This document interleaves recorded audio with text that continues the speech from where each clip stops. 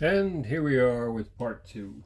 And like I said, this is just a basic, what kind of stuff, maybe should you bring when you go trailing? Like, I kind of feel like most of this is the same type of thing that, you would take if you were going to go on some sort of a decent hike, something like that, plus the added stuff that is RC related. So that being said, I mean, I weighed my backpack that I take with me this morning, and it comes in at um,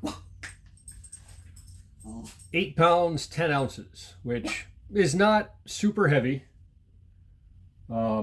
But that is also not including water, which water is probably like one of the number one things that you should bring. Yesterday, when I went into the woods, it was 95, 96 degrees out. And by the time I got out, it had dropped down to about 88, and, thunderstorms were rolling in, that kind of deal. And some of the stuff that I bring, maybe you don't bring. So maybe you're carrying a little bit less than I am, but either way, it's good to be prepared for a number of different things, So after you've got water covered, the next thing is some variety of bug spray. And I mean, not just for the flying stuff that's annoying, like the ticks this year are unbelievable.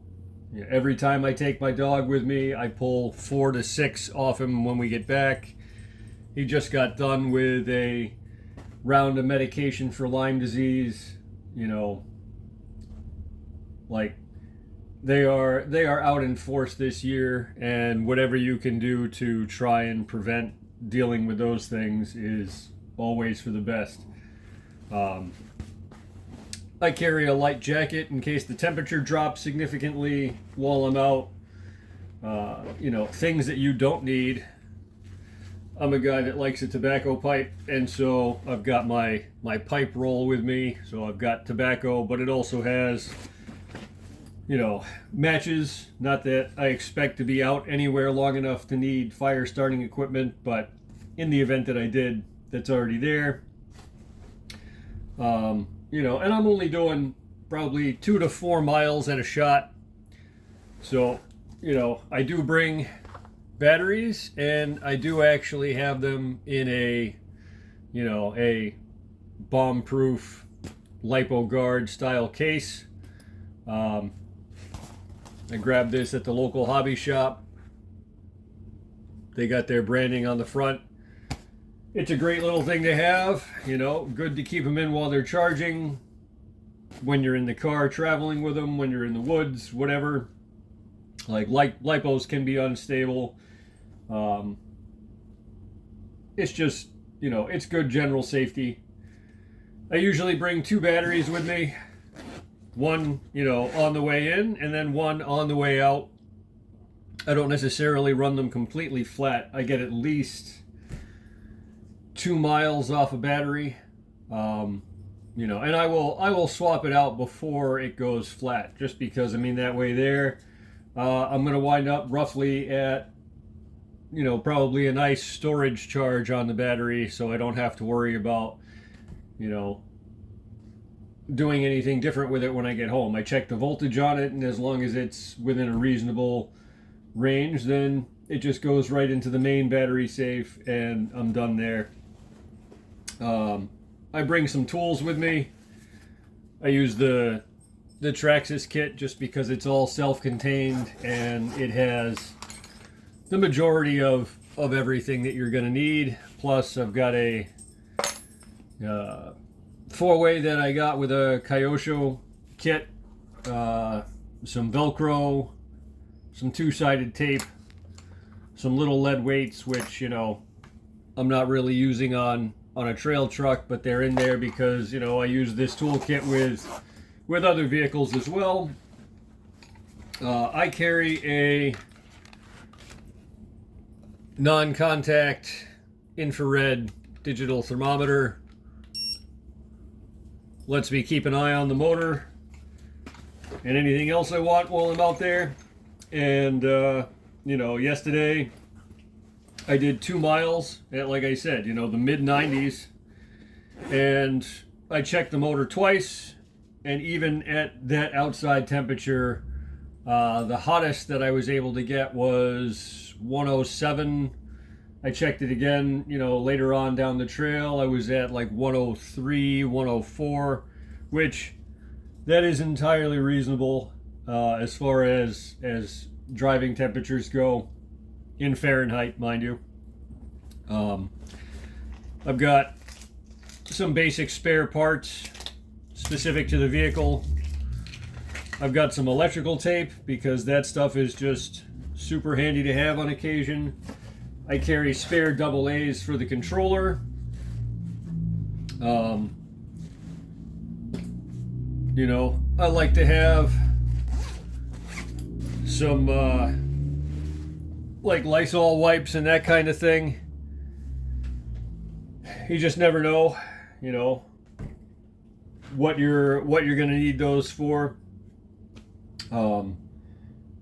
Getting some general idea of the surroundings, be aware of what type of wildlife is in the area that you are potentially going to be trailing through. It's their space, and you may encounter whatever they are. Around here, certain areas have, rattlesnakes, copperheads. Most of them are in such low numbers that, you really have to be looking for them to come across that kind of thing. This area here, there are plenty of black bears, which I have run into them on numerous occasions. Not too often trailing, mind you, mostly out hiking or camping or fishing or whatever, but they're out there, and depending on the area that I'm in, they're out there in much greater numbers. Be aware of what, potential plants are in the area. Poison ivy is incredibly abundant in certain places here, and learning to recognize it is, I think, key to not just having a good time that day, but obviously, if you get poison ivy, you will be miserable for quite a while afterwards. So, after your hike is over, that will stay with you, and it is unpleasant at best. Like, learn what that stuff looks like. I had really severe problems with, my allergies to it when I was young. Thankfully, those have calmed down quite a bit. But I have learned to spot that stuff at like 30 yards out. I'm like, there, it's right there. And I avoid it at all costs, and that's part of the thing. Like, if I'm driving along and my truck goes into an area where, there's like a breakover on the top and I can't necessarily see everything that's on the other side of things, and I accidentally drive through some poison ivy with it, those Lysol wipes come in handy. I'm wiping off the chassis and the bumper and that kind of stuff. My hands after the fact. I just want nothing to do with that stuff. But it's out there, and that's just part of things,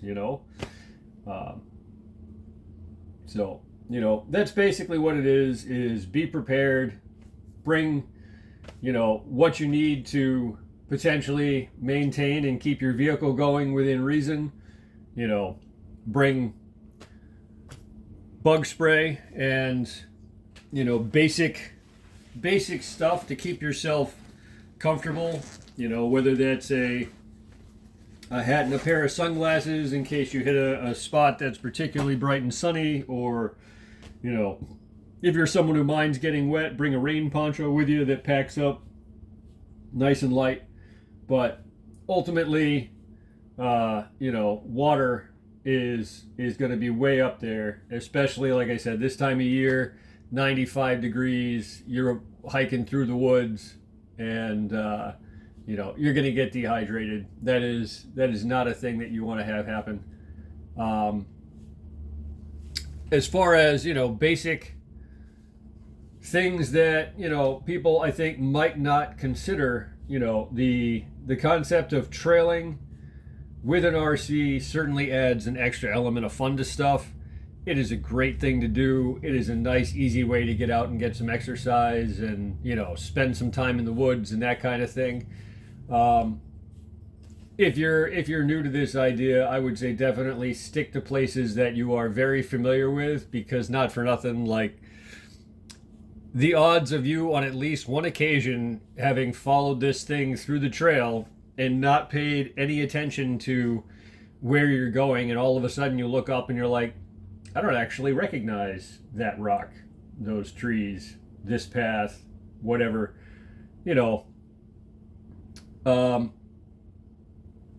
it potentially is going to happen at some point in time. It's not that hard to do. In these woods here, I've been a hunter, a fisherman, a hiker. Like, I know an awful lot of the area. I don't have a ton of concerns about winding up in a particularly unfamiliar spot. Pay attention to landmarks. Pay attention to, where the sun is in the sky when you walk into the trail, so you have some sort of a reference as to, we came in, the sun was on the right, it was at 10 o'clock in the morning, and now it's 2 o'clock in the afternoon, and the sun has moved to the left, and so therefore, I need to take that into account when trying to get my bearings and figure out which way the car is, or which way, the lake is, or whatever it may be. Just, general basic safety goes a long way. Utilizing the Skelectra app is an excellent tool.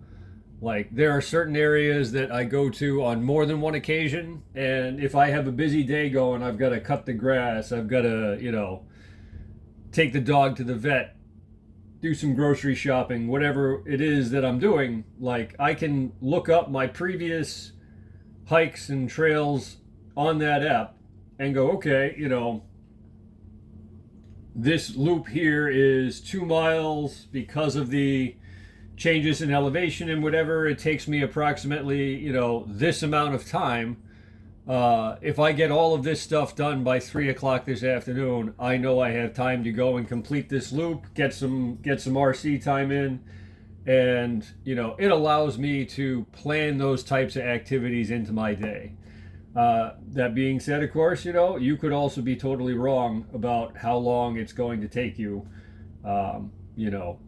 Did you get stuck under a tree waiting out a quick rainstorm that came through that you didn't feel like continuing on through, or maybe your equipment, isn't waterproof enough to just keep going through that kind of thing, and you had to take some shelter for a half an hour, and that put you behind?